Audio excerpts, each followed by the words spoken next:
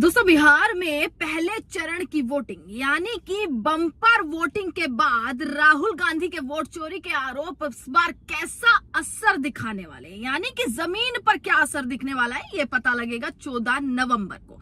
पर इसी के साथ तमाम वीडियोस कल से वायरल हो रही है, तमाम ऐसी वीडियोस जो ये दिखाती है साफ साफ कि इस बार एनडीए सरकार और बीजेपी का पूरे तरीके से शायद सुपड़ा साफ होता दिख रहा है। क्या ये वीडियोस ये बताती है कि इस बार नरेंद्र मोदी और तमाम बड़े से बड़े नेता जो बिहार की जमीन पर उतरकर जनता को लुभाने की कोशिश कर रहे हैं, वो पूरा खाक होता दिख रहा है। नमस्कार, मैं दामिनी शर्मा सजग भारत में एक बार फिर से आप सभी का स्वागत करते हैं।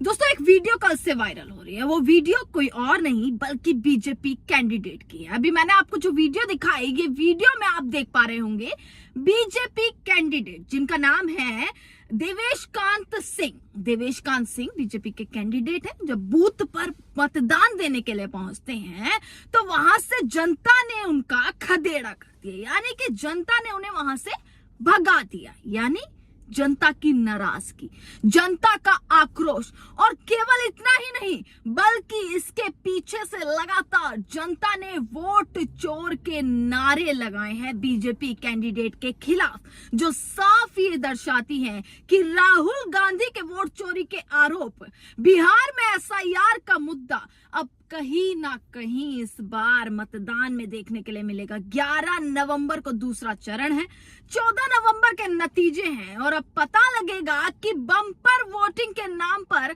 आखिरकार क्या पूरा खेल हुआ है। बताया जा रहा है 64% से ज्यादा जो है वो वोटिंग हुई है।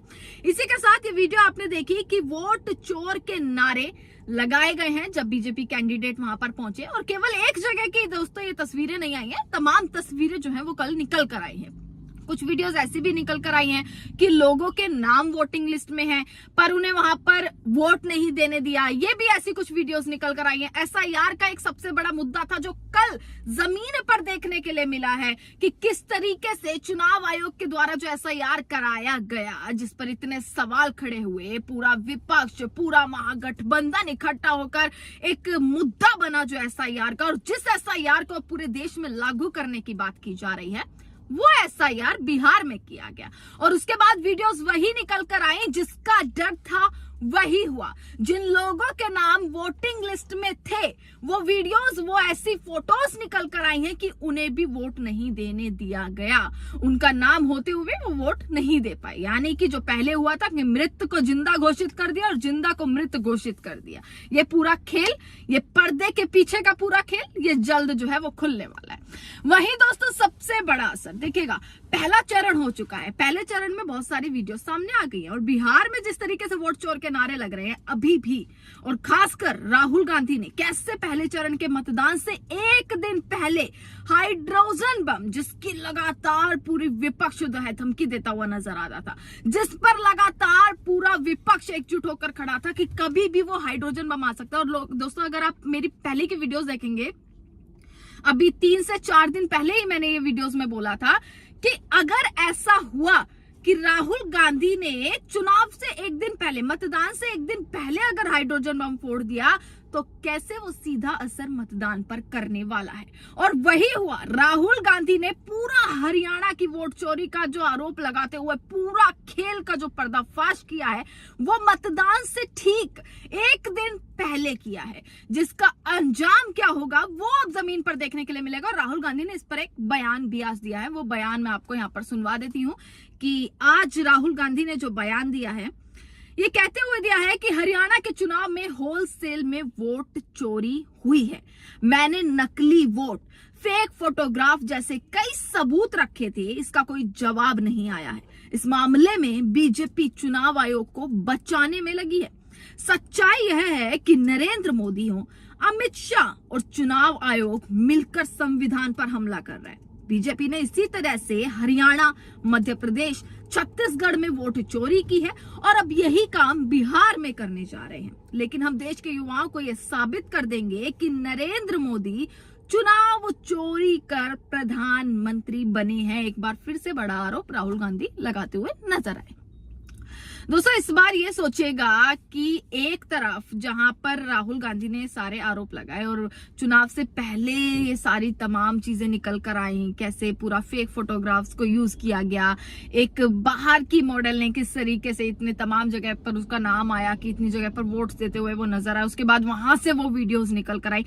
ये सारी चीज असर देने वाली है और इसका सीधा 14 नवंबर को जवाब मिलने वाला है। पर दूसरी तरफ अगर देखें तो वोट चोरी के जैसे नारे लगाए जा रहे हैं और इस नारों के साथ आज भी नरेंद्र मोदी, आज भी अमित शाह की सभाएं हैं, आज भी राहुल गांधी की सभाएं हैं। या यूं कहूं कि पहले चरण की जो मतदान के बाद वापसी जो है वो तैयारियां शुरू हो चुकी है। नरेंद्र मोदी पहुंचे हुए हैं, तमाम जगह पर उनकी रैलियां निकाली जा रही हैं, पूरा संवाद चल रहा है, जनसभाएं आयोजित की जा रही हैं और ये जनसभा अब दूसरे चरण के लिए जो है वो पूरे तरीके से शुरू हो चुकी है। क्या होने वाला है, फ्लॉप होंगी, सुपरहिट होंगी, क्या पूरा मामला होने वाला है, ये देखने के लिए जो है वो बने रहिएगा हमारे साथ। वहीं तेजस्वी यादव का ऐलान, तेजस्वी यादव पूरे तरीके से श्योरिटी देते हुए नजर आ रहे हैं, बिहार की जनता को धन्यवाद करते हुए नजर आ रहे हैं कि बम्पर वोटिंग आपने कर दी है और हमें यकीन है कि आपने महागठबंधन के फेवर में बम्पर वोटिंग करी है। और मैं अब मुख्यमंत्री के उन्होंने बोल दिया है, ये चीज उनके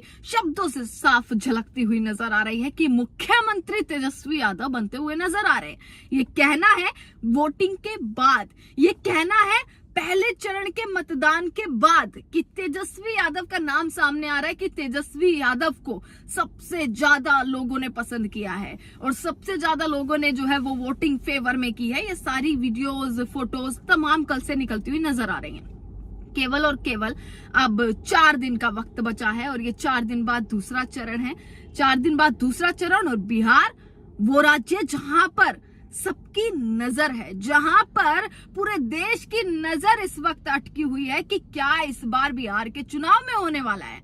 क्योंकि तमाम मुद्दे संसद से सड़क तक इस बार अगर देखा गया तो केवल बिहार का मुद्दा देखा गया और बिहार में नरेंद्र मोदी का, आप सोचकर देखिए, बड़े से बड़े नेता, इस देश का प्रधानमंत्री हर दिन प्रतिदिन बिहार में रैलियां कर रहे हैं। इस देश का गृह मंत्री बिहार में मौजूद है। इस देश में उत्तर प्रदेश के मुख्यमंत्री योगी आदित्यनाथ बिहार में लगे हुए हैं, जेपी नड्डा बिहार में लगे हुए हैं, रेखा गुप्ता बिहार में लगी हुई है, मोहन यादव बिहार में लगे हुए हैं। क्या ये दर्शाता है कि कहीं ना कहीं थोड़ा भय है? क्या ये दर्शाता है कि बड़े से बड़े मंत्री, नेता बीजेपी के, वो कैसे जमीन पर उतरते हुए नजर आ रहे हैं, जनसभाएं करते हुए नजर आ रहे हैं? क्या ये दिखाता है कि कैसे भय नजर आ रहा है या फिर राहुल गांधी का थोड़ा बहुत खौफ दिख रहा है कि भाई राहुल गांधी ने अगर वोट चोरी पर और तमाम आरोप लगाने शुरू कर दिए, अगर और पर्दाफाश करना शुरू कर दिया तो क्या होगा? तमाम खबरें आप तक पहुंचाते रहेंगे। देखते रहेगा सजग भारत। आपका बहुत बहुत शुक्रिया।